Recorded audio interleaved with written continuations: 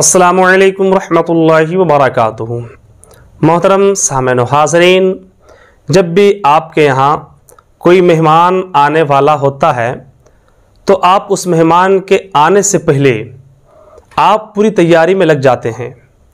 यानी जब आपको ये ख़बर मिल जाती है कि फ़लाँ दिन फ़लाँ तारीख़ फ़लाँ वक्त हमारे घर मेहमान आने वाला है, वो मेहमान 6 महीने से नहीं आया था, 1 साल से नहीं आया था, वो मेहमान हमारे घर आने वाला है, तो फिर आप क्या करते हैं? उस मेहमान के आने से पहले पहले आप अपने घर की साफ़ सफाई करने लगते हैं, है ना। और अगर आपके घर में कोई बेतरतीब सामान पड़ा होता है तो आप उसे तरतीबवार रख देते हैं। और उस मेहमान के इस्तकबाल में आप कोई कमरा ख़ास कर देते हैं कि मैं जब मेहमान मेरे घर आएगा तो मैं अपने मेहमान को फ़लाँ कमरे में रखूँगा, है ना। मेहमान जब मेरे घर आएगा तो नाश्ते में फ़लाँ चीज़ पेश करूँगा, नाश्ते में ये चीज़ दूँगा, खाने में ये चीज़ दूँगा। इस तरह के सारे इंतज़ामात आप एक मेहमान की आमद पे करते हैं।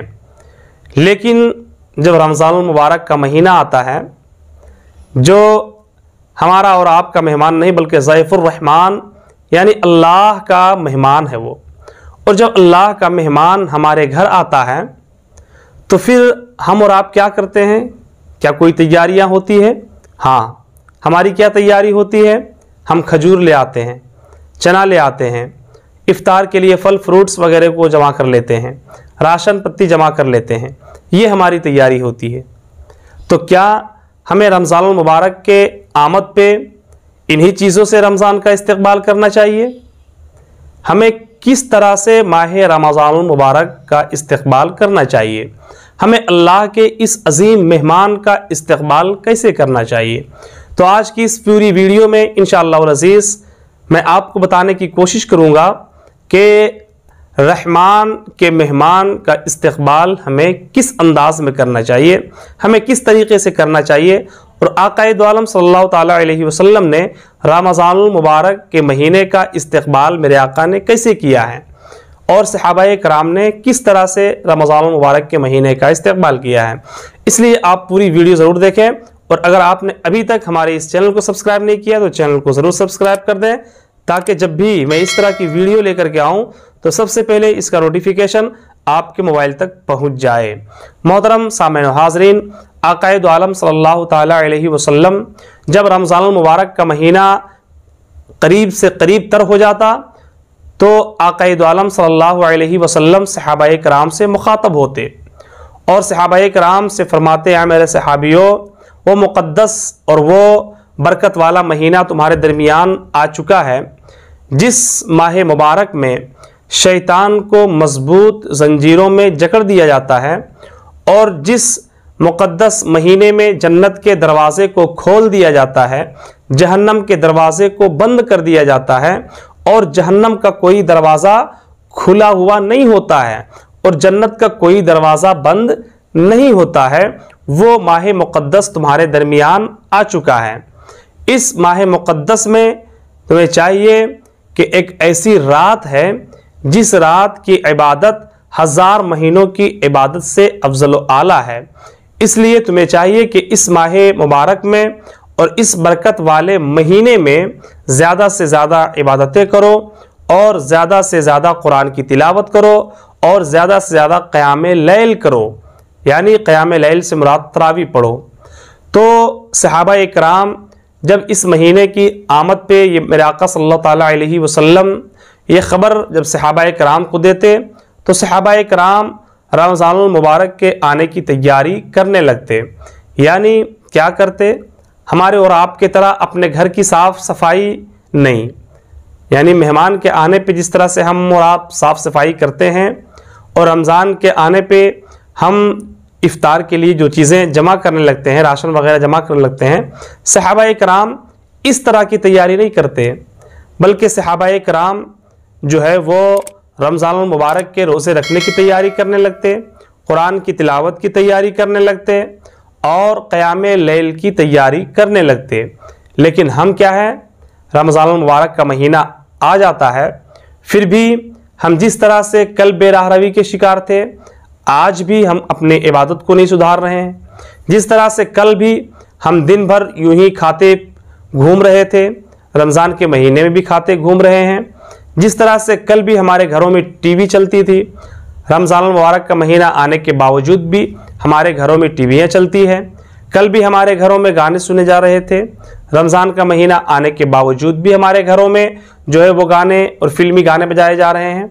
याद रखें, जब हश्र का मैदान होगा और हश्र के मैदान में जब रब अपने बंदों का हिसाब व किताब ले रहा होगा और जब बंदे का हिसाब व किताब हो रहा होगा, उस वक्त एक सफ़ेद लिबास में मलबूस खूबसूरत शख्स आएगा और रब की बारगाह में कहेगा, मेरे मौला, इस बंदे को ना बख्शा जाए। रब तबारका व तआला उस बंदे को नहीं बख्शेगा। अब वो बंदा कहेगा, मेरे मौला, आखिर हमने कौन ऐसी ख़ताएँ कर दी, ये कौन शख्स है जो मेरे ख़िलाफ़ जो है एहतजाज कर रहा है, मेरे ख़िलाफ़ इस तरह से तेरी बारगाह में मुकद्दमा पेश कर रहा है, और ए मेरे मौला, तू इसकी बातों को सुन करके मुझे नहीं बख्श रहा है। आखिर ये कौन ऐसा शख्स है? जब वो बंदा इस तरह से कहेगा तो फिर रब तबारका व तआला फरमाएगा, मेरे बंदे, जिस सफ़ेद लिबास में खूबसूरत शख्स को तुम देख रहे हो, ये कोई आम इंसान नहीं है, बल्कि ये माह रमज़ान मुबारक है। ये रमज़ान का महीना है जिसे मैंने आज शक्ल की सूरत दे दिया है, जिसे मैंने जो है वो शक्लो शबाहत में तुम्हारे दरमियान पेश किया है। मेरे दोस्तों, वो बंदा कहेगा, मौला, तो मैंने कौन ऐसी गलती कर दी? अब रमज़ान मुबारक का महीना कहेगा, पाक परवरदिगार आलम, जब मैं इसके घर मेहमान बन करके गया था तो इसने मेरी इज्जत नहीं की। जब मैं इसके घर मेहमान बन करके गया तो इसने मेरी खातिर तवाज़ु कुछ भी नहीं किया। जब मैं इसके घर मेहमान बन करके गया तो इसने मेरी ताज़ीम भी नहीं की, मेरी तौक़ीर भी नहीं लाई। इसने जो है मेरे साथ अच्छा सलूक नहीं किया है। इसलिए पाक परवरदिगार आलम, तू ऐसे बंदे को ना बख्श। तो वो शख्स कहेगा, मेरे मौला, मैं उसे जानता भी नहीं हूँ, इसे पहचानता भी नहीं हूँ, आखिर ये है कौन? तो रब तबारका व तआला फरमाएगा कि ये रमज़ान मुबारक का महीना है, और जब रमज़ान मुबारक का महीना तुम्हारे दरमियान आया तो तुम जिस तरह से कल इबादत नहीं किया करते थे, रमज़ान के महीने में भी तुम इबादत नहीं किया करते हो। जिस तरह से तुम कल दिन भर खाते फिरते यूं ही दिन भर के वक्त को गुजार दिया करते थे, वैसे ही रमज़ान का महीना आने के बावजूद भी तुम दिन भर खाते फिरते घूमते हुए अपने दिन को गुजार रहे हो। जिस तरह से कल भी कुरान तुम्हारे घरों के ताक पे रखा हुआ था, रमज़ान का महीना आने के बावजूद भी कुरान मुक़द्दस तुम्हारे घरों के ताक पे रखे हुए हैं। जिस तरह से कल भी तुम्हारे घर में गाने बजते थे, तुम्हारे घर में टीवियाँ चलती थी, आज भी तुम्हारे घर में टीवी चालू है, गाने बज रहे हैं। तो मेरे दोस्तों, जब रमज़ान मुबारक का महीना आए तो हमें चाहिए कि अल्लाह के इस मेहमान यानी माह रमज़ान का हम इस्तकबाल करें। और किस तरह से इस्तकबाल करें? अपने आप को तैयारी कर लें कि जब रमज़ान मुबारक का महीना आएगा तो जहां हम 2 रकत नफल पढ़ते थे वहां 10 रकत नफल पढ़ेंगे। जहां हम पहले 1 रुकू की तिलावत करते थे वहां हर रोज़ हम 1 पारे की तिलावत करेंगे। हम दिन भर रोज़ा रखेंगे। अगर रमज़ान के अलावे महीने में कभी हमसे झूठ ग़ीबत चुगली हो जाया करती थी, मगर रमज़ान के महीने में हम कभी झूठ नहीं बोलेंगे, किसी की ग़ीबत नहीं करेंगे, किसी की चुगली नहीं खाएंगे। अगर आपने इस तरह से अगर रमज़ान का इस्तकबाल किया तो इंशाअल्लाहुल अज़ीज़ यही रमज़ान का महीना हश्र के मैदान में जब हिसाब व किताब होगा तो रब की बारगाह में आकर कहेगा, मेरे मौला, तो इस बंदे को बख्श दे, क्योंकि जब मैं इसके घर में गया था तो इसने मेरी ताज़ीम किया, इसने मेरी इज्जत की, इसने मेरी खातिर तवाज़ो किया है। और जिसके बारे में और जिसकी शफाअत रमज़ान और कुरान कह दे तो रब तबारका व तआला ऐसे बंदे को जहन्नम में दाखिल नहीं फरमाएगा, ऐसे बंदे को जन्नत में दाखिल फरमाएगा। तो मोहतरम सामईन हाज़िरीन, हमें चाहिए कि जिस तरह से सहाबाए किराम ने आक़ाए दो आलम सल्लल्लाहु ताला अलैहि वसल्लम ने रमज़ान मुबारक के महीने का इस्तकबाल किया है, हमें भी चाहिए कि हम भी उसी तरीके से माह रमज़ान मुबारक का इस्तकबाल करें। मोहतरम सामईन हाज़िरीन, हमें उम्मीद है कि आप हमारी पूरी बातों को समझ गए होंगे। अस्सलामु अलैकुम रहमतुल्लाहि व बरकातहू।